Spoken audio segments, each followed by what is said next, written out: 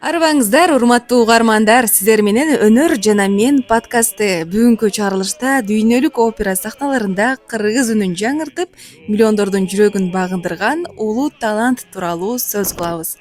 Бул адам 31 жашында эмгек сиңирген артист наамын алып, дүйнөлүк опера маданиятына кыргыз үнүн тааныткан Болот Миңжилкыев.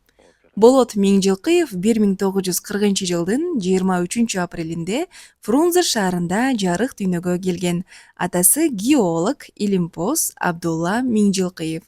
Апасы хореограф жана география мугалими Бахруш Хасановна. Бала кезинде атасындай геолог болууну самап, экспедицияларга кошо барып жүргөн.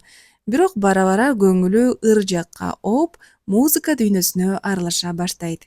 1957-жылы Абдылас Малдыбаев атындагы опера жана балет театрынын алдындагы вокалдык студияга тапшырат. 1962-жылы Маданият министрлигинин жолдомосу менен Өзбекстандын консерваториясына жиберилет. Окуу учурунда эле Наваи театрында стажер болуп, Орто Азия жана Казакстандын мыкты аткаруучуларынын арасында лауреат аталат.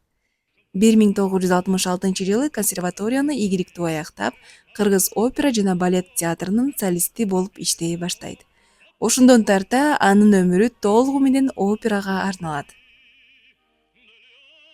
1968-71 жылдары Болот Миңжилкыев Италиянын дүйнөгө белгилүү Ла Скала опера театрында стажировкадан өтөт. Миңжилкыевдин үнү 1970-жылдары Париж, Токио, Берлин, Вашингтонго чейин жаңырып турду. Ал Болгария, Франция, АКШ, Италия, Япония, Венгрия, Чехословакия, Швеция, Иордания сыяктуу ондогон мамлекеттерде гастролдордо болуп, кыргыз операсынын элчисине айланды. Ал бир гана аткаруучу эмес, режиссер да болгон. Кыргыз сахнасына Пуччининин Богема операсын койгон. Ошол эле учурда педагог катары ондогон студенттерди тарбиялап, искусство институтунда кафедра башчысы жана профессор болгон. СССРдин Жогорку Советинин 10-чакырылышынын депутаты, Кыргыз СССРинин Жогорку Советинин 9-чакырылышынын депутаты да болгон. Өмүрүндө 100гө жакын образ жараткан. Анын эң белгилүү ролдору Борис Годунов, Филипп Эки, Мефистофель, Дон Базилио, Алека. Жеке жашоосу. Жубайы Рейна Чокоева таанымал балерина, балетмейстер, учурда 86 жаш курагында. 1962-жылы жубайлардын жалгыз уулу Мират Миңжилкыев туулган. Ал кинорежиссер, постановщик болгон. Болот Миңжилкыев 1992-жылдан өмүрүнүн акырына чейин Санкт-Петербургдагы Мариинский опера жана балет театрында иштеген.